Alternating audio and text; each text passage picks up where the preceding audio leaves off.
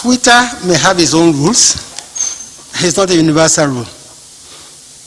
If Mr. President, anywhere in the world, feels very bad and concerned of a situation, he is free to express such views. Now, we should stop comparing apples with oranges. If an organization is proscribed, it is different from any other organization which is not proscribed. Two, any organization that gives directives to its members to attack police stations, to kill policemen, to attack correctional centers, to kill warders. I'm not saying that Mr. President does not have the right to express his dismay and anger about that. We are the one guilty of double standards. I don't see anywhere in the world where an organization, a person will stay in somewhere outside Nigeria and will direct its members to attack the symbols of authority, the police, the military.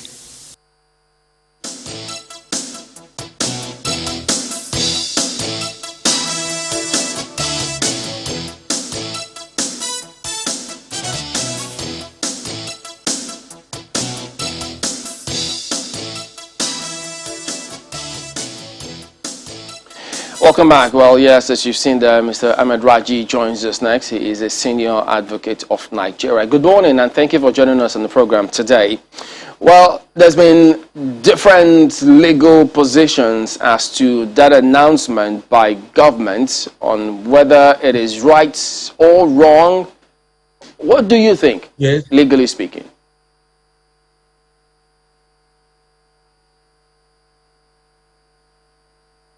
Can you hear me, Mr. Raji? Yes, I can hear you. Okay, so what do you think about that announcement by the federal government suspending Twitter in Nigeria? Well, the suspension of Twitter is very unfortunate. And you can see from the voices coming from outside Nigeria, Britain, Sweden, they've all condemned it. And my belief is that there is a better approach to it than just banning Twitter as an institution. Because in the modern world, digital giants like Twitter, Google, Amazon, they are not just business outfits. They represent a position. And I think the home country or countries of such giants will not sit by and watch a violation of the business right of these entities. So I would rather that the government should approach it differently and not just an outright ban of Twitter, because Twitter is now a veritable means of communication, of exercising the right of citizens.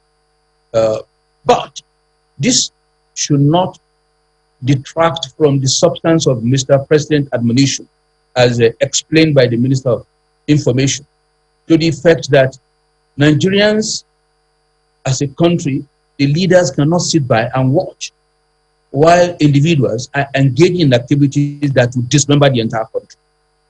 But is banning Twitter the appropriate solution? I doubt it. That's my reaction. All right, we'll go to break now, but we'll come back and get more perspective from you in just a moment. Stay with us.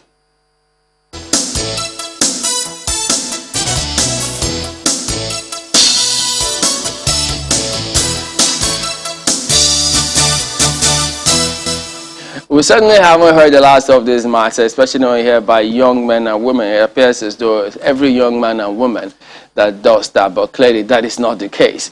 But Mr. Raji, over the weekend as well, there was this statement from the Office of the Attorney General saying that they had to prosecute anyone who's found violating that directive. So how did that play out in law? Because I heard lawyers say, look, which part of our laws are they going to rely on to prosecute anyone who, quote unquote, violates that suspension? And then some say, well, when they arrest and they're about to prosecute, they'll tell us what part of the law they rely on. So what is the legal position on this matter?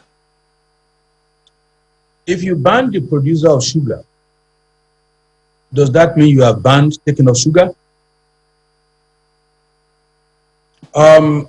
I think there are maybe as many opinions as there are people on this point. But the most important thing here is for something that has to do with digital industry, there must have to be what they call forensic digital analysis or investigation before you can now come out to say whether or not the ban has been violated.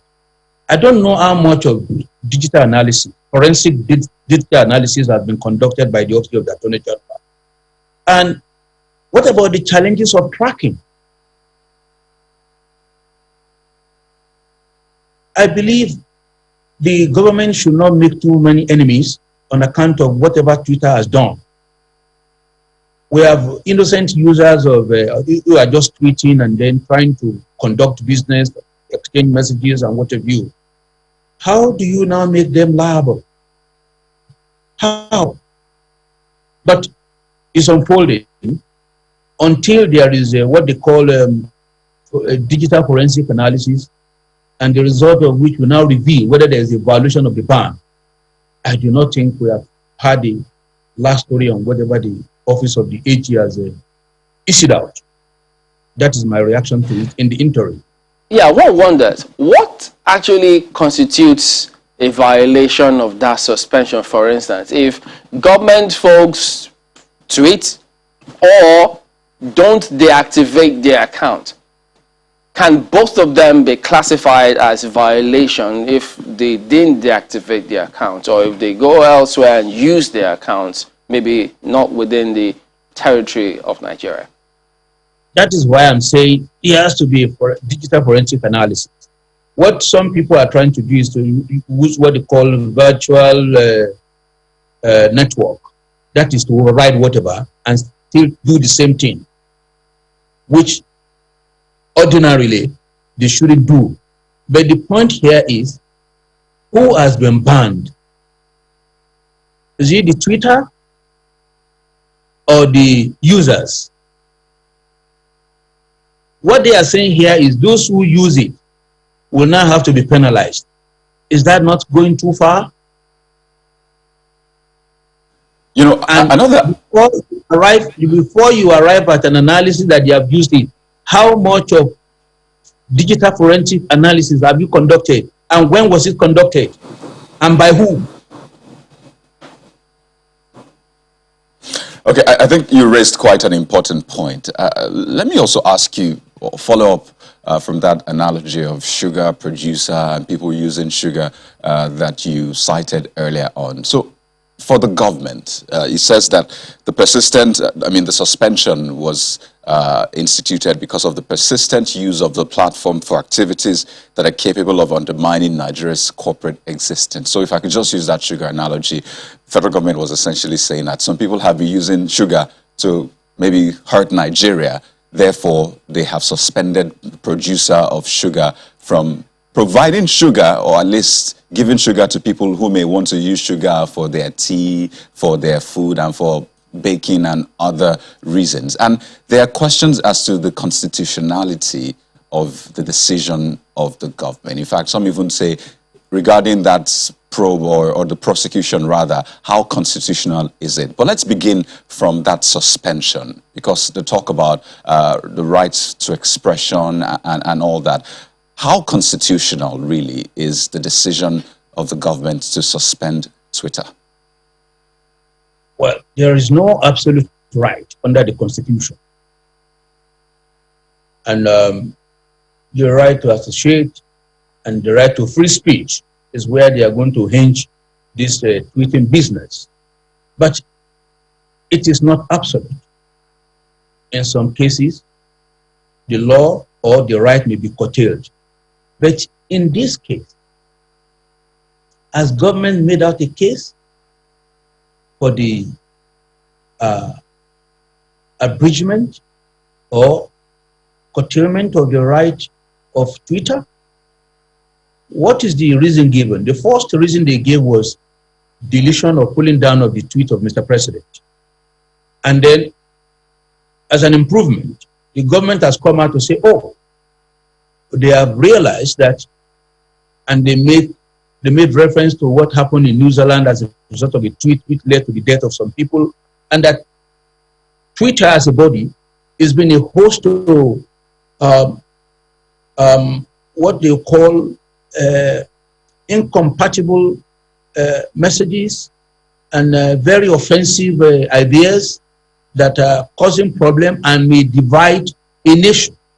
Therefore, a platform like this should not be allowed to exist or is banned. Question: would this be reasonably justifiable against the standards set by the Constitution? On this, I'm not going to provide any opinion because the matter may end up in court.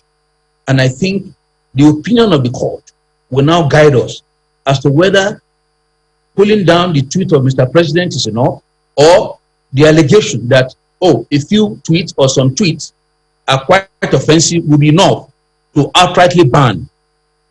I believe a careful examination will lead us to a kind of a conclusion, which I don't want to embark upon through this video, because obviously Serap has threatened that they are going to go to court. Some other bodies have also threatened that they are going to go to court.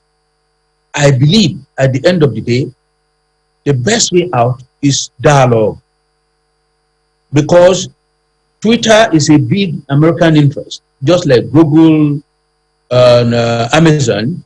And in matters of this nature, America will not stand by and watch the interests of Twitter being threatened. Recently,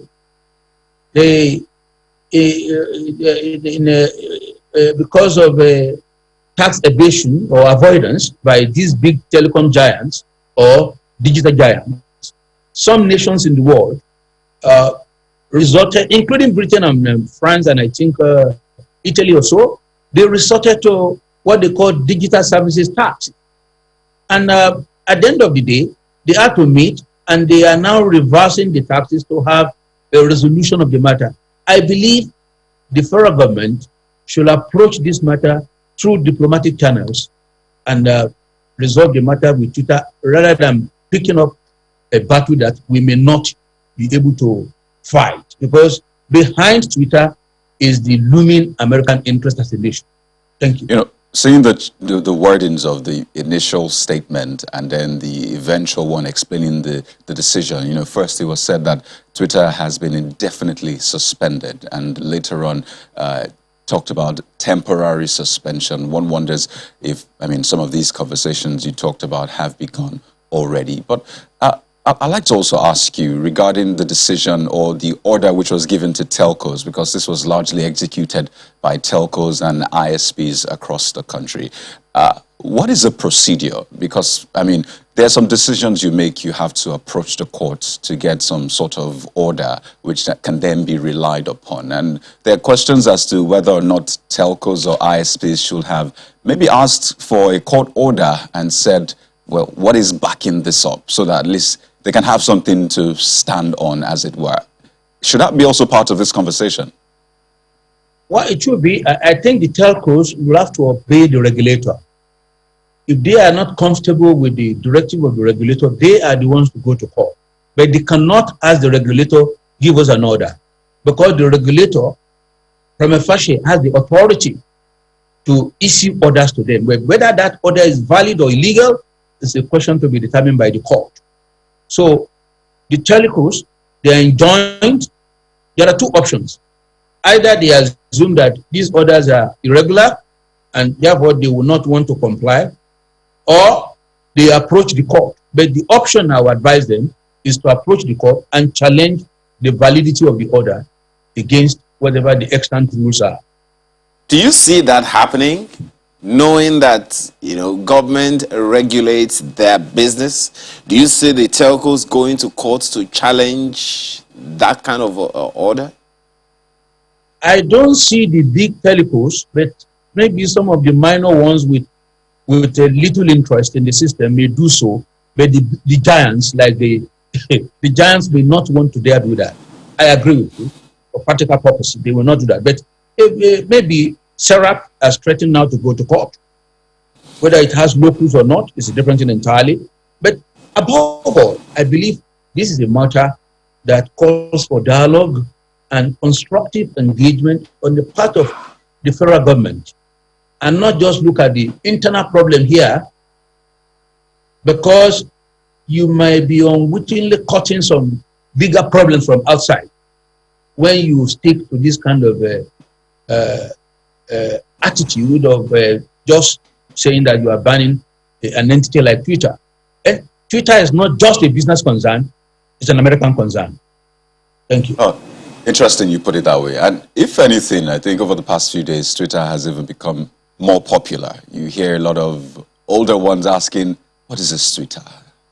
And I imagine if that suspension is lifted eventually, I can imagine what effect that will have on Twitter's business. But that aside, this began from the tweet that was, or it began with that tweet which was put out from the president's handle, which you see right there on the screen. It was actually the president speaking, and then this part was tweeted on the president's handle. And Twitter pulled this down because, I mean, it says it violates its rules and what have you. Now, essentially, this is Twitter saying that, well, if you look at their policy, for example, they remove spam, abusive or harmful content, terrorism or violent extremism content, hate speech, and the rest. This is where this all began from. Even though the government says, well, we're just disappointed it was deleted, that was not why we suspended Twitter. But looking at that message and looking at Twitter's policy, do you agree with Twitter's decision to pull down the tweet? I think in context, we have to get one thing right. Mr. President does not believe, he made the speech extempore. It was when the INEC officials went and briefed him on what they have been going through with respect to their facilities being destroyed, damaged, and what have you. And he came out to say, look, this country must not go to another war. In the last exercise, this was what we went through, this was what we went through, this was what we went through, and what have you. Should we go through that one again? It was in that context that Mr. President was speaking. And he actually kind of said, look, I will not allow this to happen again, and will do the needful. Twitter is coming from the background where choice of words, the attitude, the body language differ from what we understand here. Within the Nigerian context, Mr. President is not speaking anything strange. But coming from the background of Twitter, I think it's a bit it's not something they can tolerate, because you read a lot of meanings, underlying meanings into that. So I think the handlers of Mr. President, since the message has been sent out to the world, it was on television and everybody saw it, why did they tweet it? Why did they have to tweet the message again? Why did they have to? Because our standards are not the same. And if you want to use a platform whose standard may not approve of the message you are trying to send out, avoid that platform and use your own platform that will understand it. I personally understand what Mr. President is trying to convey to the Nigerian public. But for a body like Twitter, they will read more than what I ordinarily would. And I know Mr. President a little bit. I'm not claiming that I know him fully, but I know that if he's going to threaten a tribe, will he use such a public platform to go and do that? Of course, no. He's just admonishing us that we should not go to another war. But the style, the choice of words, a body like Twitter will not, it's like You go to England to study, and you are used to a manner of speaking in Nigeria. When you get there and you begin to talk, they will tell you, no, no, no, no, you don't talk this way here. You have to talk like this, you talk with reservation and whatever. You can't say, for example, the first rule they will take you, don't say the law is. They will say, you say that it will appear, it seems. So they will teach you. So anybody who wants to tweet should be familiar with their rules, and then we'll make sure there's compliance with their rules. So this is going to be my own opinion. In addition to that, actually, several people actually reported that part of the tweet to Twitter. And so at some point they were examining it, and eventually they then came to that decision. So there were those who were offended by that. So that's why a part of what led to that as well. But still bringing it back here, perhaps those who then advised, because if you wanted to do something, we use such a platform. But you have persons who have perhaps made it a big deal, hence this decision and this announcement. Equally, some have responded, some executives, state governors, for instance. We saw the tweet appeal from Oyo State Governor. Since we practice a federal system, can a state government say, well, if at the level of the center, they may have taken their decision, here in the state, we allow you to use it? Unfortunately, telecommunications is under the exclusive legislative list, and whatever the federal government does or the central government issues out, for example, no gateway to any state as far as all these facilities are concerned, and before you can get a license to do this, you have to go through NCC, which is the regulator, and above all, telecommunication or communication generally, not just telecommunication, because telecommunications is becoming old in the version. Communication generally is under the exclusive legislative list. So the state cannot or may not be able to do anything in this instance. So does that then suggest that, perhaps this may be hypothetical, if you were not on the exclusive list, can they then take that decision? Well, if it's on residual, then they can. But if it is on concurrent, whatever the central government rules will override any attitude or stand by the federating units. But I doubt if any nation will allow communication to be under the exclusive, under the concurrent or because of the security implications, a lot of issues will have to be contended with when it comes to communication generally, which I cannot be explaining on a platform like this. You know, several people equally suggested that this is perhaps an opportunity they've been looking for to ultimately regulate social media in the country. Because if they've said, well, begin to register all other social media platforms, what do you think about that? Well, I do not think I think the government should do more of constructive engagement, because overregulation has its own problem. I agree in some excesses, you may have to bring in regulation. But if you engage the people and you allow competition to thrive in your system, regulation may play a secondary role. And what about the means to enforce? You are talking of something that has to do with network. How do you enforce it? And the moment you regulate and you are unable to enforce it, the law loses its respect, which is not good for any legal regime. I am not aware of any legal regime where social media has been regulated in the very strict sense, in the way and manner they are trying to put it. Yeah, there are some excesses, but I mean, you just have to balance it. And maybe you need to liberalize the market more. Or, I mean, if somebody is saying something wrong, you try and put somebody out there to say something right. Or you look into development in technology that may be overriding some of these bad tweets and what have you. But to say you want to regulate it, it's going to call for a lot of digital forensic issues that may overwhelm the system, and you may not be able to achieve the objective of regulation, and then the law will fail. Thank you. Same issue of engagement that you have mentioned a couple of times. Unfortunately, we can't take any tweets or read through the tweets to know what the young people are saying, because you know that to a large extent the number of people who a large population of Nigeria are the young people. Many of them are the ones that use the facility that has been suspended in Nigeria for now.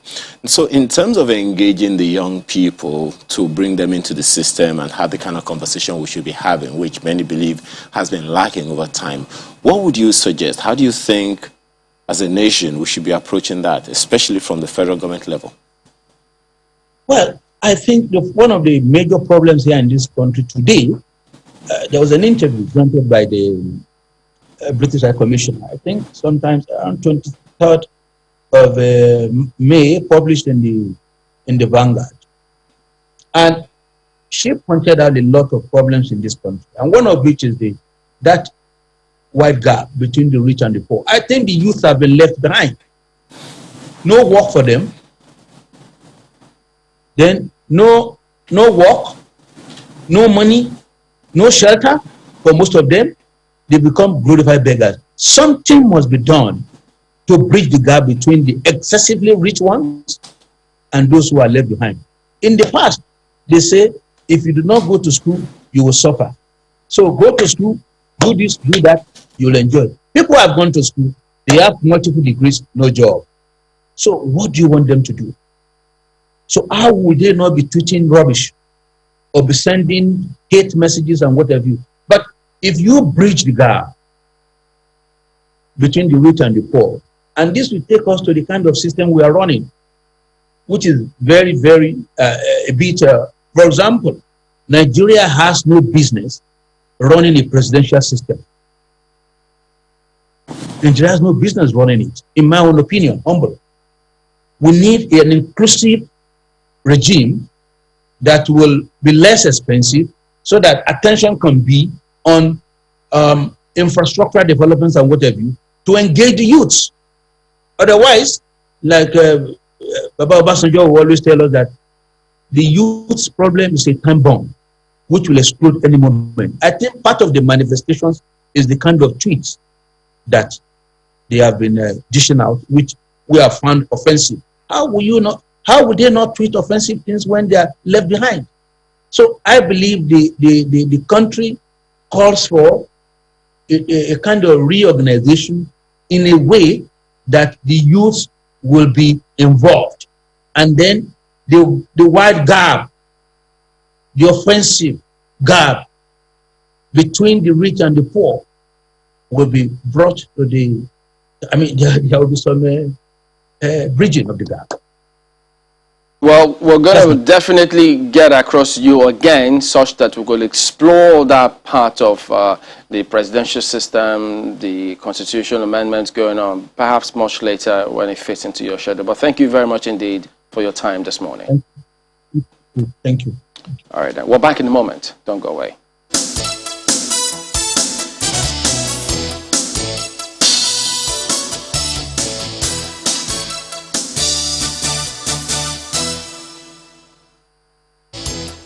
Well, I'd like to remind you that, yeah, you can email us. We can't let your feedback just can't afford not to take it. So you'll see that Sunrise Daily at channelstv.com. That's our email address. So you can get across to us on that platform. It's still a feedback mechanism such that we can hear what you think about whatever it is that we discuss. We have an email today, don't we? Well, maybe we'll be able to take that one in a time not too far from now. Let's see that. Oh, yes, that's it. The Nigerian government has further shown its level of insensitivity by banning a platform where many Nigerians earn legitimate living. The failures in providing adequate security and reducing poverty has not been addressed with utmost urgency. Lives are being needlessly lost on a daily basis, yet this government sees the need to respond to a formal harmless ban on Twitter while joyfully aggravating an already tense situation. That's from Bamidele. I think the talk about urgency is a concern for a lot of people, because if you look at the timeline, so the tweet was put out on Tuesday, it was deleted on Wednesday, and you had the federal government suspending Twitter on Friday, just how many days afterwards? And a lot of people are asking, how about we have that level of urgency as well? To every on issue. lots of other issues? To every issue. Because that was fast. I mean, Did we even give such urgency to COVID-19 in February last year? I think it's the time a lot of people will be going back to past events to see The how response much time. urgency was given. So perhaps they should improve the police response time too, to Is it send the same distress police? calls. Yeah. Is it the same police Mr. Oshini just spoke about? Well, if government can respond quick, government has shown capacity that they can Yes. respond quick. So with this government, So- nothing should be Oh impossible. yes, Right? government has shown If you can capacity. respond quick, then is that not what everybody is trying to achieve? In good time. So they could borrow relief and extend it to different agencies. But you know, people are asking what happens to government's social media aids with this one going on. Oh, Who that's knows? true. Well, All there right. are other platforms, really. Yeah, but which one is the most dominant platform? How many people go to IG and go to email? Are they going to send email to everybody? That was the time. Well, don't forget, we'll look forward to at least reading your comments again tomorrow through our email. Thank you all for watching. We'll see you next time. I'm Chamberlain Uso. I'm Kayode Okikele. I'm Ayo Makinde. Have a wonderful day. Well, thank you for watching. I'm Maokbe Ogun Yusuf.